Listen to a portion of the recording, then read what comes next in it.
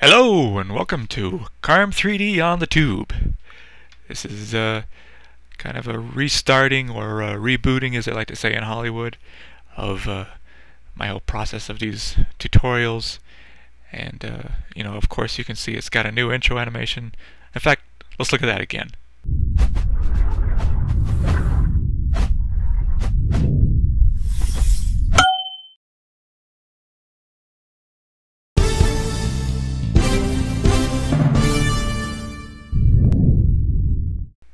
I can't get enough of that.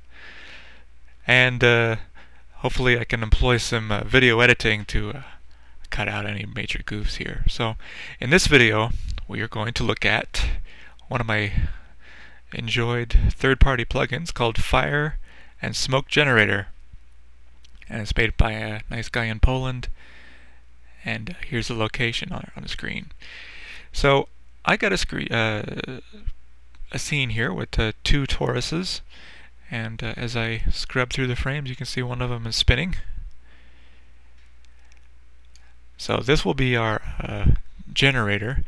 Fire and smoke generators, as you probably imagined, is a particle system, and it's all about fire. It doesn't do anything else, and really, to be honest, it only does a certain type of fire really good. It doesn't do like a big flame from a little lighter or explosions. It's only good for like a bonfire or campfire type of stuff. But what it does well. And if you don't have the budget for the higher end particle systems like fume effects, with their volumetric smoke and stuff, then this might be a good option for you. I think it's a step above what you can get with your basic particle system. And let's find out why. Okay, so I'm going to select my object here, and it's important to note that Fire and Smoke Generator only applies to geometry. You cannot just add a null and add a particle system like you could in Lightwave, in your standard Lightwave particle systems. So I'm going to bring up the properties here, and in the geometry tab of the properties, I'm going to choose, as soon as I can find it, oh, here it is, Fire and Smoke Generator. And you can see it comes up and says disabled. When I click on that, I get this panel here. Let's close this out, and I will say enable fire and smoke.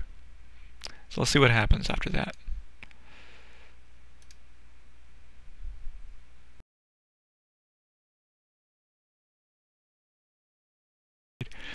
Anyway, as you can see, the particles are swirling around nicely, and if you look carefully, right here, and here, and here, you can see these red dots mixed in.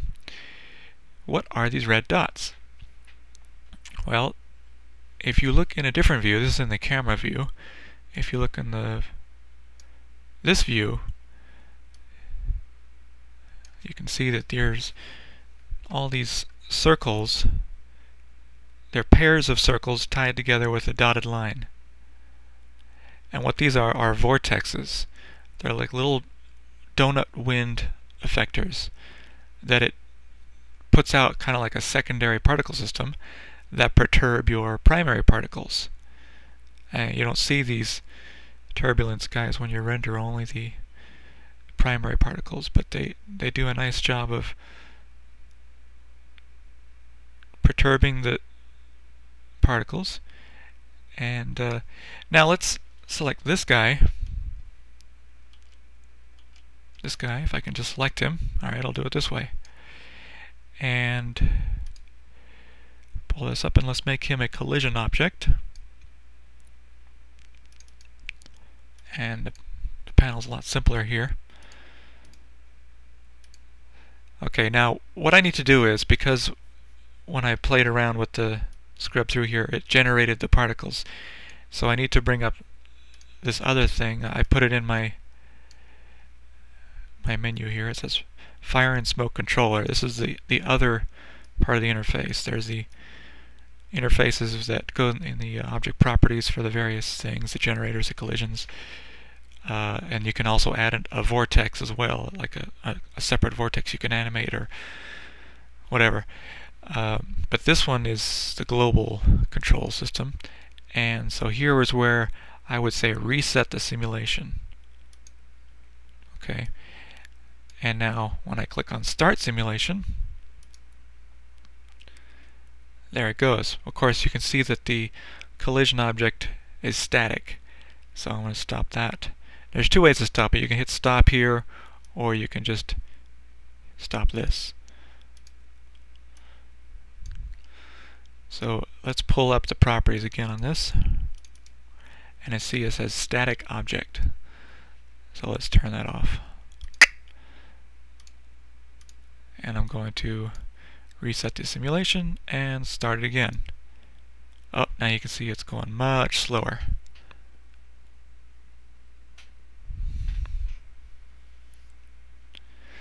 So I don't want to sit through that. What I did was I went in and pre-baked a calculation, so let's load that up.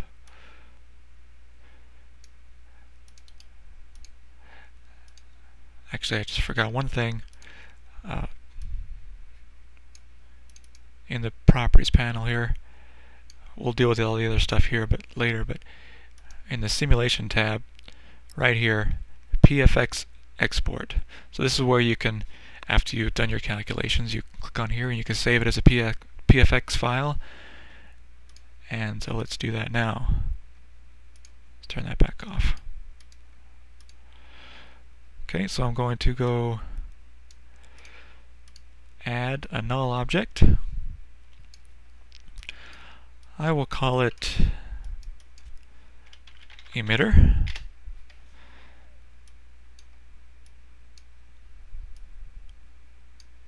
Here's our null right here. Properties, dynamics, add emitter. And you can see this has got its own default settings with the emitter that does whatever Lightwave does normally. But when I go in here and to File tab, Load Motion, I'm going to load my pre-baked fire and smoke calculation. And you can see here, it's all ready to go. I didn't change much of the settings. I doubled the number of particles. But other than that, it's just that scene completely baked out for you. So, from here you can go into your volumetrics settings and add hypervoxels or pixie dust or whatever you want to do to make them render. I set up let's activate this first.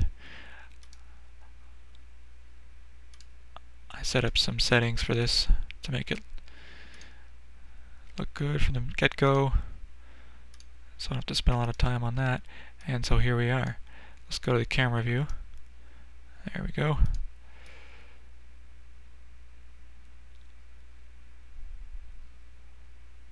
So you can see there's that. Now this is interesting to note.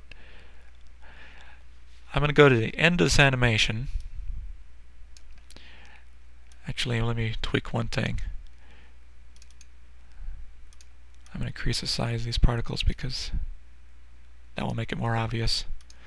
Okay, so I'm going to scrub to the end of the calculation. This is a 300 frame animation, and I calculated the 300 frames in Fire and Smoke, and then I saved it out. Now look what happens here.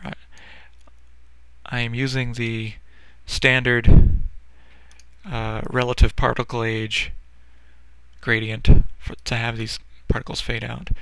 But then, whoosh, at the end of the frame, all of them fade out. And that's not a failing of Fire and Smoke Generator. That's just any third-party plugin that puts out particles will affect this.